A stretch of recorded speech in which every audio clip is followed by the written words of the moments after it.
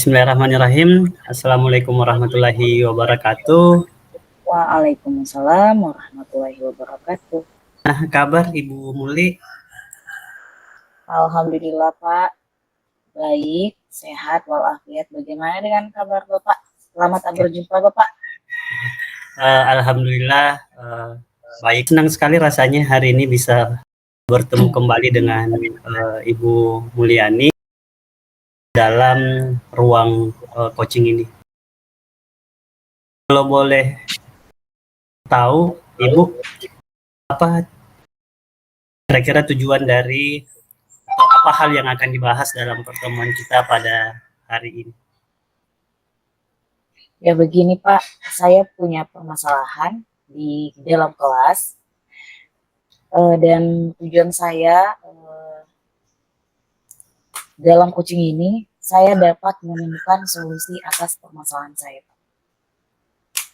Iya, baik. Oh, jadi permasalahan Ibu terkait dengan proses pembelajaran di kelas, ya, dan berharap semoga saja pada kesempatan hari ini kita dapat menemukan rumusan dan solusi-solusi terkait dengan permasalahan. Kira-kira dari pertemuan ini, kira-kira apa yang menjadi tujuan akhir dari Ibu Mulyani sendiri? Mungkin boleh diceritakan, Ibu. Tujuan akhir dari pertemuan ini yaitu Pak, saya dapat mendapatkan solusi atas permasalahan saya, sebagaimana atas masalah yang saya hadapi di dalam kelas itu terdapat dua murid saya yang satunya aktif dan yang satunya belum pintar membaca, tetapi rajin, anak itu rajin. Tetapi dalam satu rajin sih, dua anak laki-laki tersebut itu aktif, yang satunya pintar membaca tetapi aktif. Dua anak ini dia selalu tidak fokus dalam pembelajaran, melainkan dia hanya sering mengajak teman-teman yang lain itu bermain. Jadi temannya yang lain itu dia tidak fokus dalam mengikuti pembelajaran.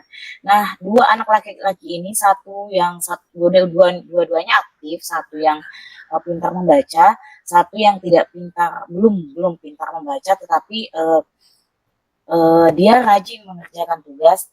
Tapi begitu dia aktif, satunya ini paling aktif Pak. Nah, saya ini adalah wali kelas 5 SD. Nah, ini tujuan dari coaching ini, makanya saya ingin mendapatkan bimbingan apakah bagaimana proses atau proses pembelajaran saya ini, sehingga anak dua orang tadi itu bisa fokus dalam menerima atau mengikuti pembelajaran. Begitu Pak. Menarik sebenarnya permasalahan yang sedang Ibu hadapi. Terkait dengan permasalahan Ibu ini, kategori anak tersebut mungkin adalah anak yang berkebutuhan khusus ya Ibu di kelasnya. Yang berkebutuhan khusus bisa ya Pak, tapi apalagi ya, kalau pokoknya proses pembelajaran itu dia tenang hanya mungkin sekitar 15 menit saja. Setelah itu dia sudah berkeliaran. Anaknya bukan nakal sih Pak, bukan nakal, bukan juga kayaknya berkebutuhan khusus apakah, tapi kayaknya anaknya memang hiperaktif. Tentunya dalam pertemuan ini, selama Ibu melakukan proses pengajaran di kelas tersebut, mungkin sudah ada rencana-rencana yang Ibu pikirkan terkait bagaimana menyikapi situasi-situasi yang sedang Ibu hadapi di kelas tersebut. Nah, kira-kira dalam pertemuan kali ini, apakah rencana yang Ibu sudah pikirkan atau bisa ambil kesimpulan dari pengalaman-pengalaman Ibu, kira-kira apakah itu sudah matang Ibu atau tidak dalam menyimpulkan bahwa anak ini memang memiliki karakter yang seperti yang Ibu katakan tadi?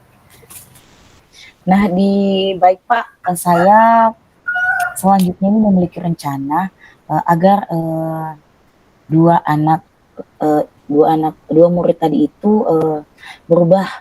Yang pertama itu saya mengikuti dulu gaya belajarnya anak tersebut.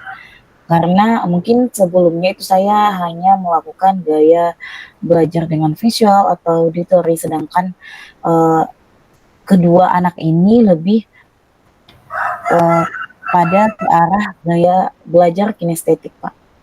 Gitu. Saya melakukan proses pendekatan dulu, Pak. Kira-kira sejauh ini untuk melakukan perubahan dan perbaikan dalam upaya untuk menghadapi situasi terkait murid yang Ibu hadapi, kira-kira kesempatan apa sih yang sudah Ibu peroleh atau miliki untuk mengatasi hal tersebut? Baik, Pak, ya. Yang pertama itu saya melakukan itu kesempatan strategi pendekatan. Saya berhubung langsung dengan kedua orang tuanya, baik itu entah ayah atau ibunya, karena saya ingin menanyakan bagaimana sebenarnya perilaku anak ini di rumah, sehingga nantinya saya bersama dengan orang tuanya itu bisa saling berkolaborasi, saling berkomunikasi untuk bagaimana selanjutnya anak ini bisa merubah kebiasaan itu, merubah pembiasaannya dalam di kelas hanya 15 menit, kurang lebih 15 menit, dimulai pembelajaran, anak-anak itu langsung jalan-jalan, pokoknya ke sana kemari mengganggu temannya. Jadi sudah ada ini ya perencanaan yang sepertinya matang. Nah, tetapi memang mungkin terkait dengan hal ini itu butuh tenaga ekstra atau pekerjaan yang besar karena ini terkait dengan pola atau kebiasaan siswa. Jadi mengubah kebiasaan itu mungkin butuh hal-hal yang ekstra yang bisa Ibu lakukan sehingga memperoleh hasil sesuai dengan tujuan yang Ibu telah rencanakan. Nah, kira-kira terkait dengan hal tersebut selain komunikasi yang sudah baik dengan orang tua yang Ibu lakukan, kira-kira kekuatan apa saja lagi yang sudah Ibu miliki untuk mencapai tujuan tersebut? Selanjutnya saya mengajak yang melakukan segitiga restitusi untuk mengetahui dulu identitas anak ini. Di mana di segitiga restitusi itu kan kita menanyakan dulu permasalahan anak dengan tidak memojokkan. Jadi saya ingin menerapkan lebih jelas lagi bagaimana itu keyakinan kelas, karena di sini kan anak itu posisinya sebenarnya salah, tetapi bagaimana saya sebagai pendidik atau guru itu menstabilkan dan membuat anak ini bahwa memang ini kesalahan yang telah dibuat tanpa merasa terjudge bahwa dia itu anak nakal ya. Jadi dia merasa nyaman untuk mengeluarkan pendapatnya. Kenapa dia sampai setiap pembelajaran itu selalu berjalan atau mengganggu temannya. Oke, baik Ibu, luar biasa sekali. Nah, namun tentunya dalam proses perjalanan dari rencana-rencana yang Ibu akan lakukan itu tentunya tidak sepenuhnya apa yang kita pikirkan atau rencanakan selalu berjalan mulus. Nah, kira-kira dalam proses rancangan-rancangan yang telah Ibu tadi kemukakan, hambatan-hambatan apa saja sih yang mungkin akan terjadi ke depannya atau yang akan menjadi tantangan tersendiri buat Ibu dalam pencapaian tujuan tersebut? Ya, hambatan yang mungkin akan terjadi karena sesuatu itu memang ada pasang surutnya. Seperti misalnya ini saya memulai mungkin dari awal saya memang memulai betul-betul semangatnya menggebu-gebu hingga pada saat prosesnya itu saya mulai jenuh misalnya begitu ya. Saya akan betul-betul itu semua tergantung dari tujuan awal saya, Pak, ya. Jadi dari hambatan yang menurut saya mungkin seperti kedua anak didik tadi itu kalau dalam kategori sekarang itu dalam dalam pikiran saya itu kalau anak 2 orang ini kayaknya hanya satu yang berhasil. Maksudnya memang akan berubah, akan mudah berubah. Tetapi yang satunya memang agak susah. Selanjutnya saya di sini akan tetap berusaha bagaimana saya dan orang tuanya itu, dimana kalau dalam sekolah itu hanya guru dan pembelajaran itu hanya beberapa jam saja, sedangkan di rumah anak bisa dikasih wejangan seperti misalnya sebelum tidur. Nah, itu yang berperan penting itu adalah orang tua. Jadi yang sangat berperan penting itu adalah orang tua. Bagaimana orang tua itu terus memberikan nasihat agar anak ini mulai berubah.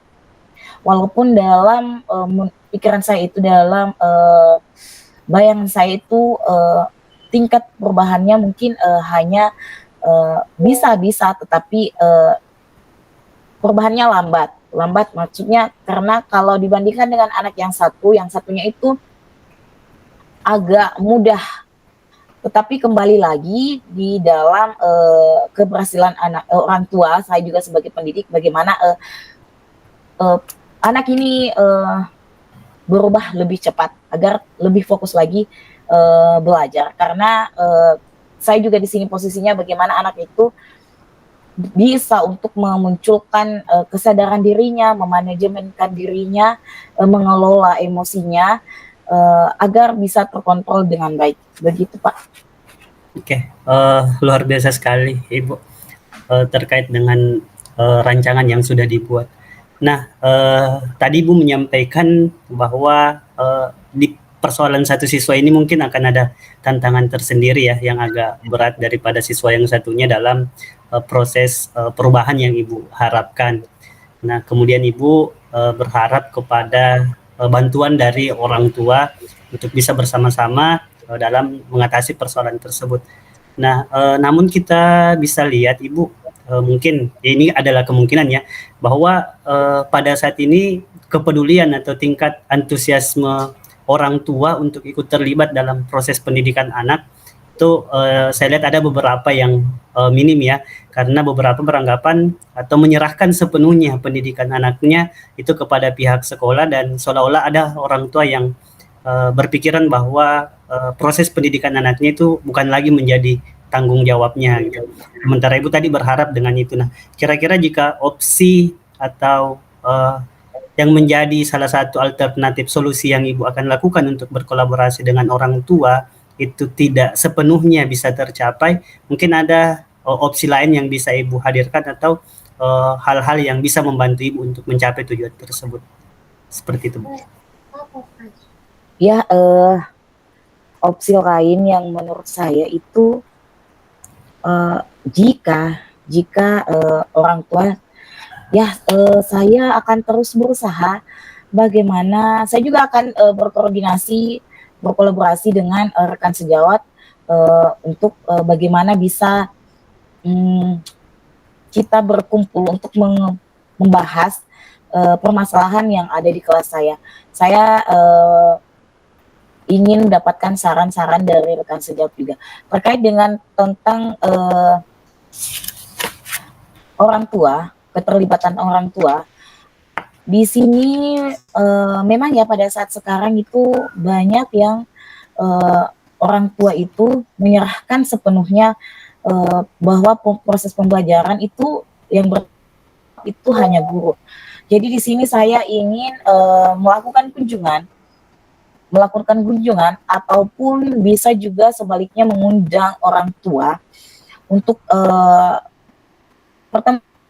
pertemuan menyampaikan kepada orang tua bahwa tugas pendidikan atau tugas kita itu bukan tugas pendidikan, bukan tanggung jawab hanya seorang guru saja, melainkan tugas tanggung jawab bersama masyarakat, lingkungan, apalagi dengan orang tua. Jadi mungkin seperti itu, Pak. Selanjutnya saya akan melakukan kunjungan atau opsi keduanya itu mengundang orang tua itu mengikuti rapat dalam rangka meningkatkan kesadaran orang tua bahwa orang tua itu berperan penting dalam pendidikan anak-anak dan tidak tidak sepenuhnya tanggung jawab guru, karena di dalam pembelajaran itu, dalam pendidikan itu bukan hanya tugas guru semata, tetapi ada masyarakat, ada lingkungan, dan orang tua. Begitu, Pak. Luar biasa sekali, Bu. Saya sepakat sekali dengan itu bahwa memang ada aspek-aspek lain di luar diri seorang pendidik ya, yang kita butuhkan seperti support dari lingkungan keluarga maupun masyarakat. Nah, terkait dengan rencana perubahan yang akan Ibu lakukan, itu tadi ada berbagai hal yang nantinya akan Ibu berusaha untuk lakukan demi mengatasi hambatan-hambatan yang dialami oleh murid Ibu. Nah, kira-kira apa sih Ini, Pak. rencana, apa yang menjadi rencana utama yang paling pertama Ibu akan lakukan dalam mencapai tujuan tersebut dari berbagai hal yang tadi sudah Ibu utarakan? Pertama ya Pak, saya lupa tadi menyampaikan bahwa ada satu murid yang belum lancar membaca. Nah, selain tadi dari gaya belajar ataupun mengunjungi kedua orang tua, untuk yang anak yang lambat belum lancar membaca itu saya pisah, Pak. Saya pisah. Rencana saya selanjutnya saya akan pisah dan saya ingin mengajak anak ini ke perpustakaan, dan saya akan meminta bantuan kepada pegawai atau tenaga kependidikan yang tugasnya menjaga atau menjaga ke perpustakaan, untuk seperti contohnya tadi ya Pak ya, saya mengarahkan satu anak ini ke perpustakaan dan betul-betul membaca mulai dari soal cerita yang kalimatnya itu masih dalam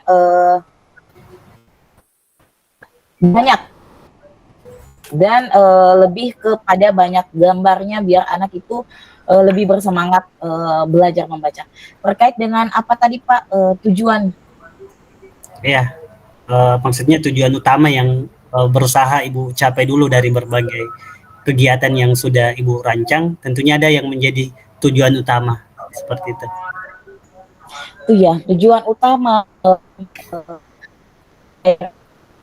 saya ini yang pertama itu bagaimana anak itu, peserta saya itu mengikuti pembelajaran dengan nyaman, dengan sesuai dengan apa yang mereka inginkan.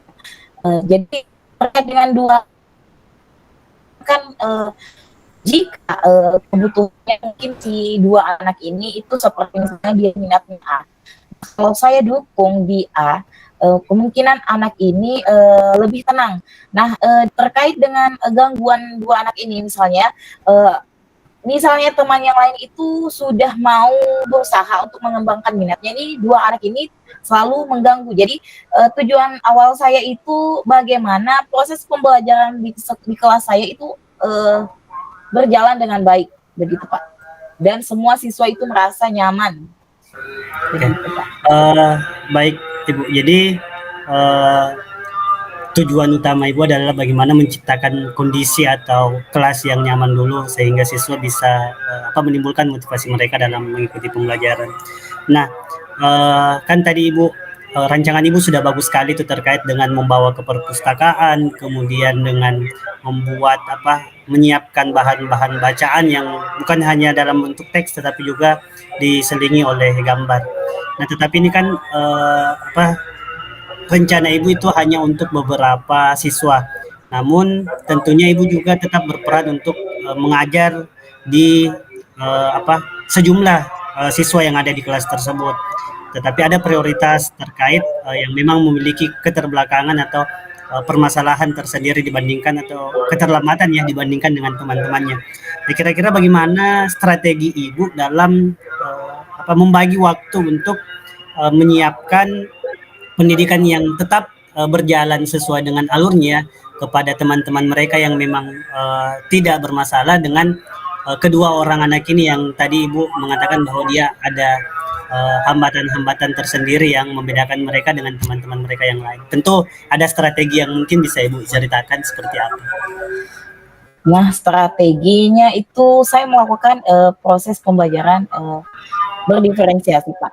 Nah, kemungkinan untuk dua anak ini itu saya melakukan diferensiasi produk biar anak ini ya diferensiasi proses, artinya saya tetap fokus pada seluruh siswa yang ada di kelas saya, tapi tetap membagi pembelajaran yang sesuai dengan mereka, ya termasuk dengan melakukan pembelajaran berdiferensiasi. Dan terkait dengan mengintegrasikan dengan pembelajaran sosial emosional, yang pertama itu saya melakukan dulu mindfulness. Tujuan mindfulness ini biar anak merasa itu nyaman, merasa dihargai, merasa dimotivasi, dan selanjutnya itu kembali kepada tujuan awal saya, proses pembelajaran itu berjalan dengan nyaman dan menyenangkan bagi anak didik. Luar biasa sekali, Ibu. Nah, kan ini rencana yang Ibu paparkan sudah matang sekali. Nah, kira-kira jangka waktu yang Ibu gunakan dalam proses kegiatan yang akan Ibu lakukan itu seperti apa? Apakah ini membutuhkan waktu jangka panjang atau dalam satu semester Ibu sudah bisa kira-kira mencapai tujuan-tujuan tersebut? Dalam terkait dengan jangka panjang, dalam satu semester ini kan sudah berjalan selama beberapa bulan. Saya rasa itu lebih dari satu semester. Nah, terkait dengan jangka panjangnya lagi, ini kan ketika anak kelas 5 ini naik ke kelas 6 lagi, saya tidak tahu apa lagi permasalahan atau ada tidak permasalahan yang mungkin saya akan dapatkan lagi di siswa yang akan naik lagi, insya Allah begitu ya Pak.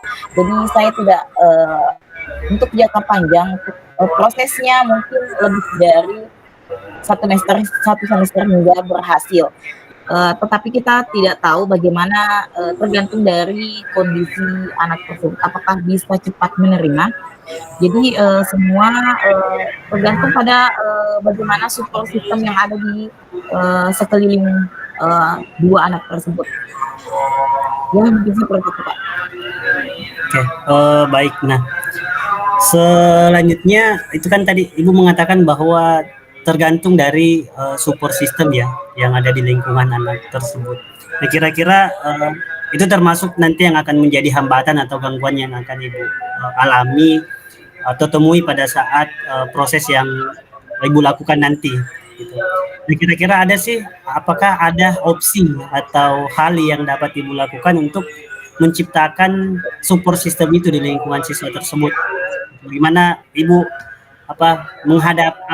membuat alternatif solusi untuk hal yang Ibu tadi sampaikan? Kira-kira seperti itu. Ya kembali lagi Pak, bagaimana kita kembali pada keyakinan kelas apa yang telah disepakati oleh anak-anak, kembali juga pada bagaimana menciptakan budaya positif sehingga anak merasa bahwa dirinya memang dibutuhkan, sehingga anak-anak itu memahami bahwa oh ternyata maksud dari guruku tidaklah bukan tidak bagus, melainkan untuk kepentingan kita bersama atau kepentinganku, atau anak merasa ini bahwa ini memang kepentinganku. Jadi guru itu berperan penting. Terus di dalam meningkatkan budaya positif di lingkungan sekolah kan semua di stakeholder sekolah itu harus harus melaksanakan juga, harus membiasakan juga. Jadi intinya seperti itu ya Pak, adanya juga pembiasaan terkait dengan keyakinan kelas dan budaya positif yang ada di sekolah maupun di dalam kelas. Oke, luar biasa Ibu. Nah sekarang apakah Ibu sudah punya gambaran terkait dengan seperti apa sih gambaran keberhasilan kedepannya nih kalau semua hal itu sudah tercapai sesuai dengan apa yang Ibu harapkan, seperti apa gambaran murid di masa depan yang Ibu harapkan melalui kegiatan-kegiatan yang Ibu lakukan nantinya? Baik, yang saya harapkan, yang saya bayangkan anak didik saya itu semua memiliki berprestasi, memiliki karakter yang baik, berakhlak mulia, dan dalam proses pembelajarannya itu sudah terarah, sudah maksimal, dan mereka merasa bahwa pembelajarannya itu di dalam kelas betul-betul menyenangkan, sehingga anak itu eh, lebih berpikir berkali lipat untuk tidak mengikuti atau tidak hadir dalam setiap harinya ke sekolah begitu. Luar biasa sekali gambaran murid di masa depan yang Ibu sudah cita-citakan. Nah, selanjutnya Ibu sebelum melakukan rencana ini di lapangan, nantinya Ibu akan melakukan semua hal itu. Kira-kira apa aspek-aspek atau hal-hal yang mesti Ibu perhatikan terlebih dahulu sebelum merencanakan atau melaksanakan rencana yang telah dibuat? Apakah ada faktor-faktor atau pendukung-pendukung yang Ibu butuhkan dipersiapkan sebelum melakukan kegiatan itu semua? Mungkin bisa diceritakan. Ya, faktor pertama yang dapat mendukung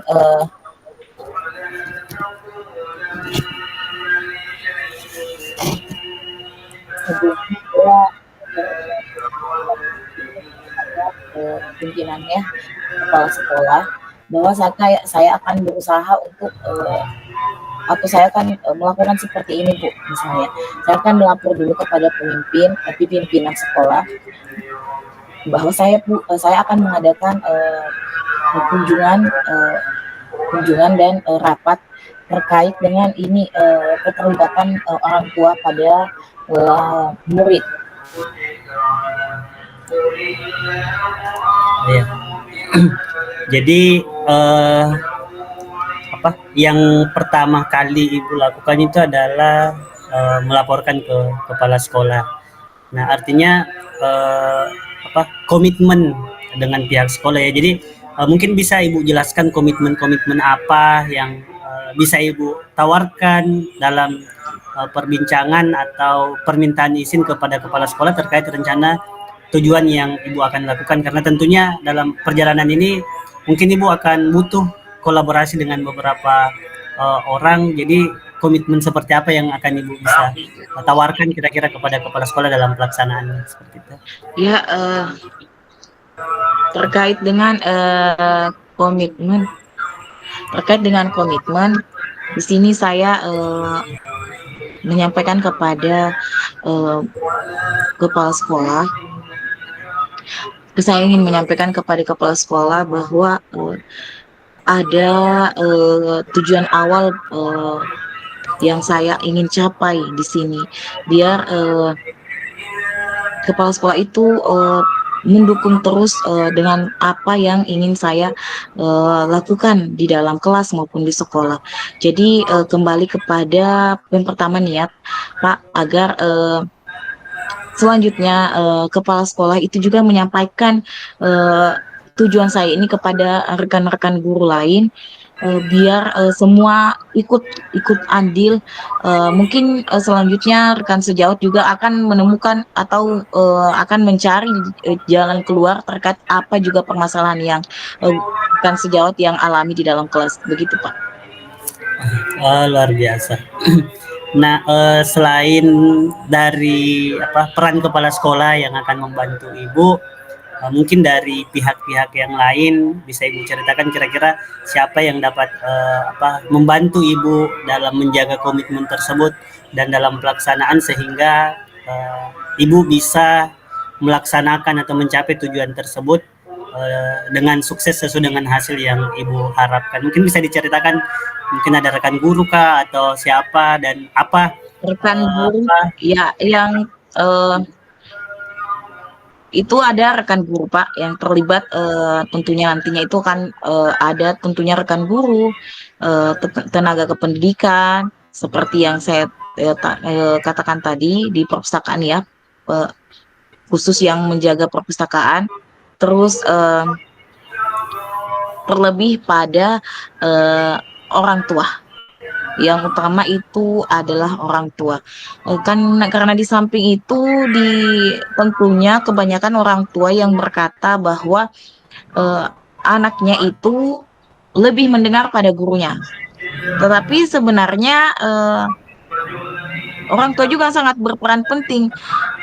Seperti yang saya katakan tadi bahwa nasihat entahkah itu di dalam kondisi anak sedang makan, bagaimana kita memberi nasihat pada anak agar apa yang tujuannya itu misalnya seperti contohnya menegur anaknya dalam artian kata menegur tidak seperti bahwa kamu salah misalnya.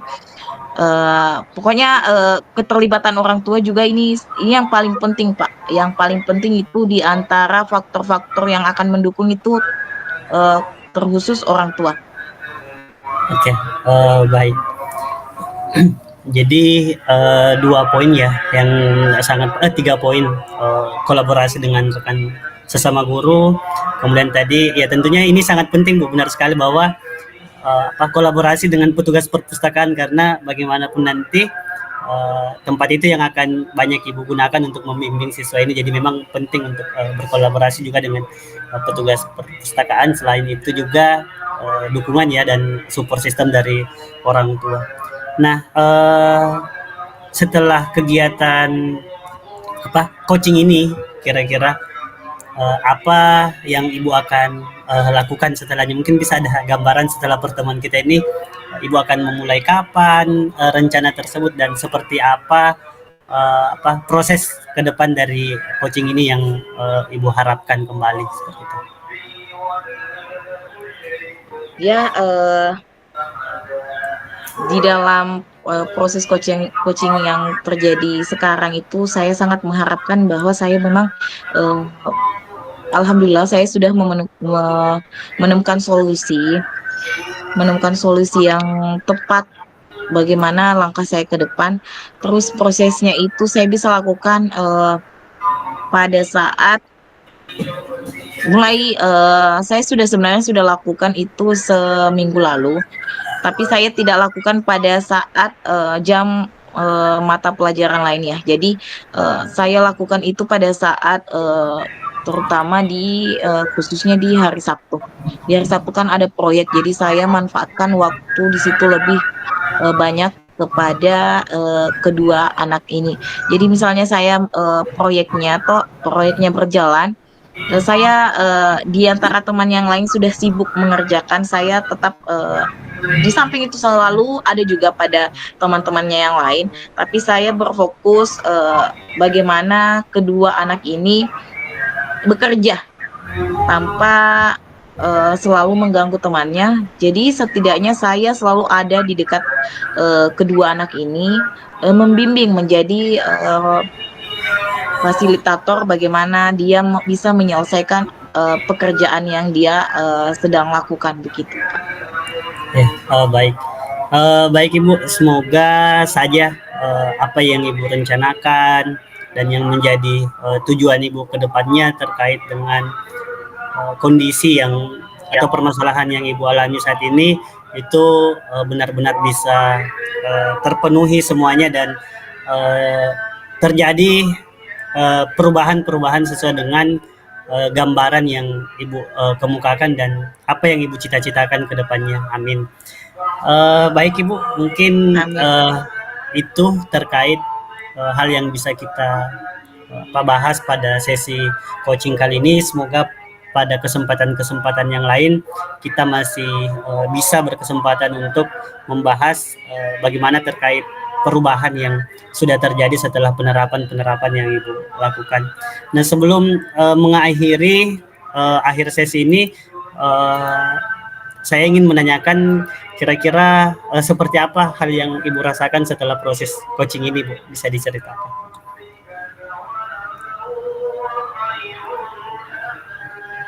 Perasaan Ibu setelah proses coaching ini mungkin bisa diceritakan seperti apa?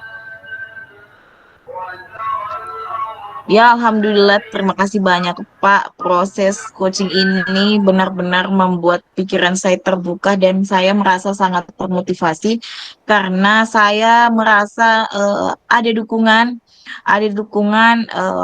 dari Bapak bahwa ini semua bisa tentunya saya lakukan. Perubahan ini saya yakin, saya benar-benar dalam proses coaching ini saya langsung berpikir bahwa oh, tujuan saya ini insya Allah akan tercapai untuk kepentingan bersama.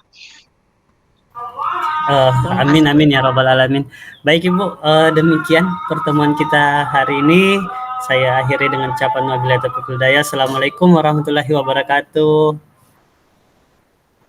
Waalaikumsalam warahmatullahi wabarakatuh.